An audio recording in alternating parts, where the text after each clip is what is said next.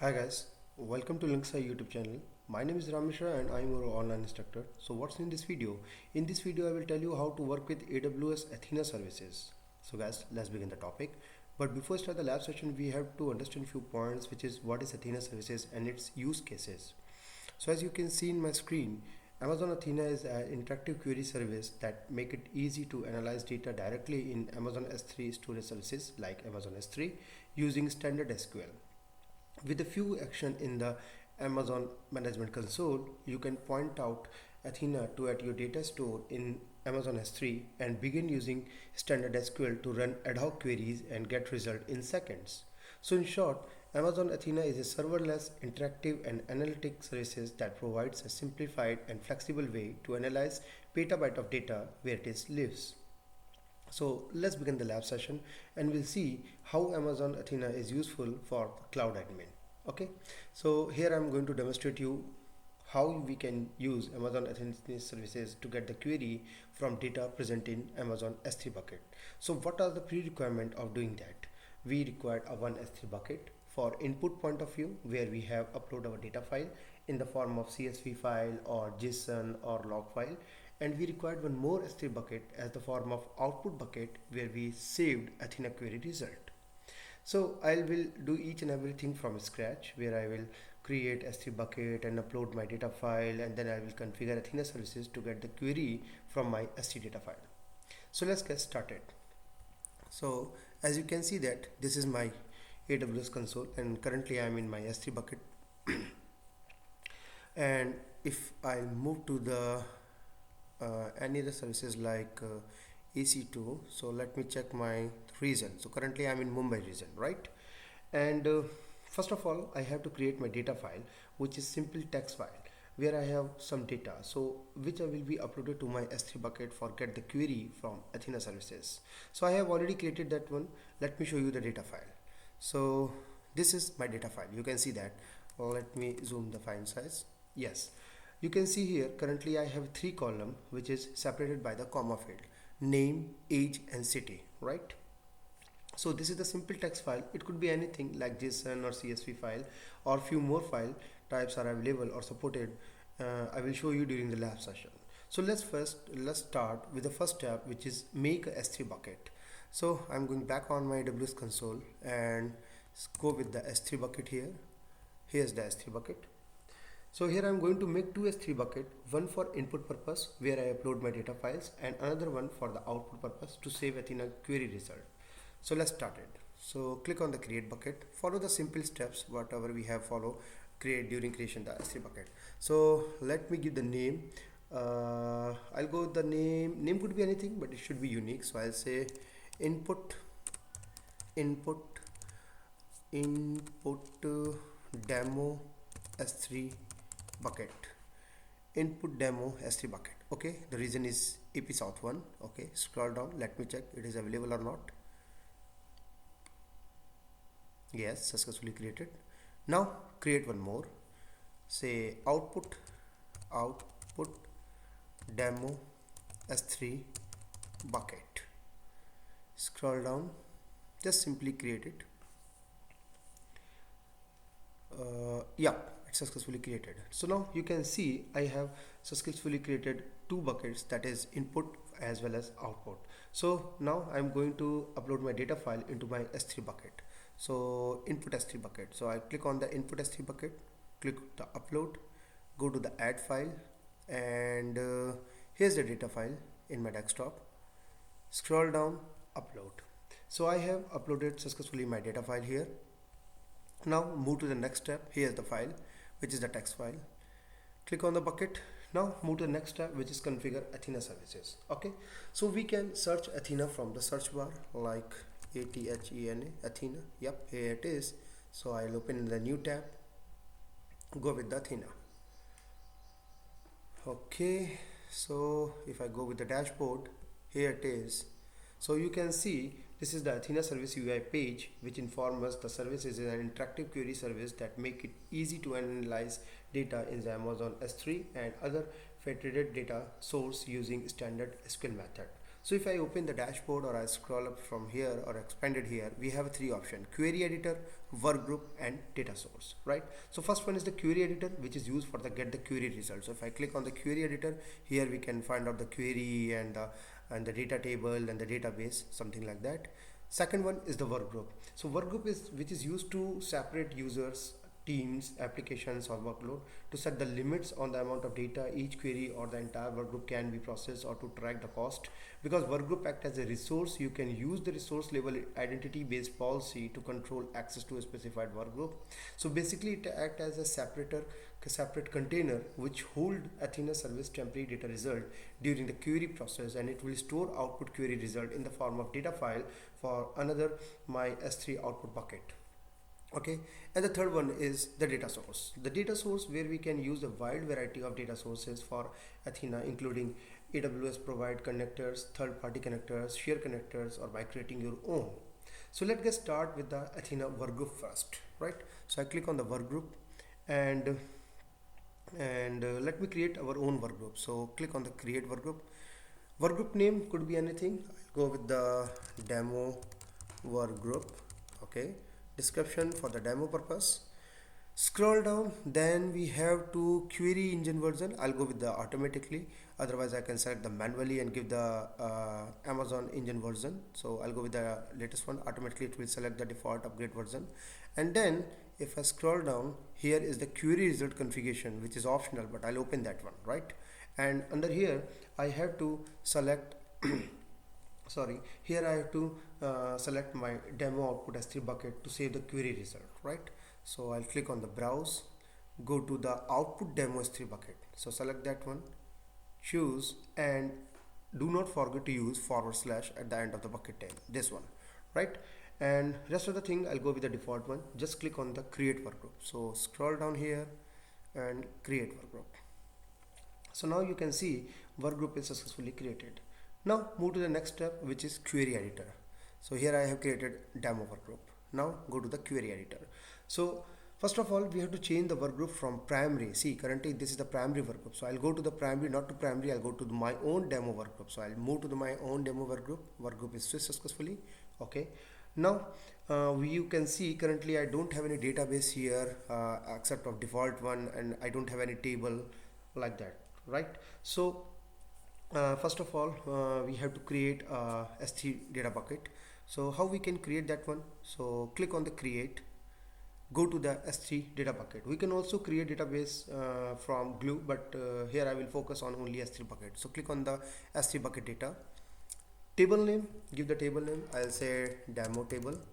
Description, again I'm saying for this is the demo purpose. Okay, scroll down, then the database configuration. So if you have the existing one, you can go with the default one, but I'm going to create my own, so I create on the create database, right? And give the database name. So I'll say demo database, and dataset, that means I have to give the input bucket. My input buckets are there. So in the next step, give the source data path for your S3 bucket. So just follow the older method, but give the input demo bucket for the data object. So again I'll go with the browse, this time input, choose, select the / do not forget that one. Scroll down, then we have a data format. Under the data format we have to select the file format, right? So in the next step we have to define which types of file format we have. You can see here we have few more options like JSON we have, CSV we have, logs we have, so we can go with anyone, right? So because my data is comma separated, so I'll go with the CSV file format, that is comma separated values. So I select CSV here, and then I'll scroll down. Now the important part is column details, right? So in the next part I have to give the column details. So column details, how you can give the column details? So give me one sec.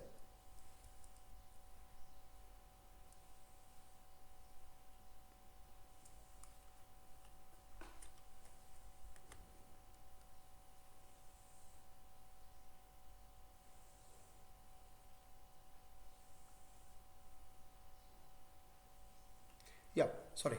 So I have two choice. Either I can give only one by one, like add column here, give the column name, then the column type and the description, like boolean or integer value or string value. This is the first option. Other option is that we can go with bulk add column, right? So I'll select with the bulk add column. So I click here, and here I can define the column and their column type. So I'll go with the name. My column name first is name, and this is string, string, and then I have age, which is integer value.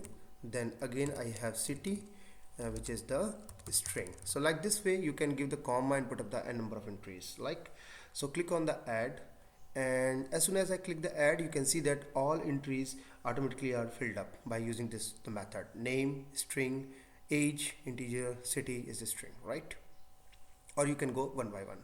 Then if you can see, I think everything is optional, so no need to do anything more. Yep. And the last part, we have a preview table query, right? So you can see the preview of query result, and just click on the create table. That's sufficient for us. So table properties classifying with the CSV, and this is the output format. String and integer are there, and cities are there, right? So click on the create table. Demo table name, oh, I hope so there is no space. Okay, so scroll down and click on the create table.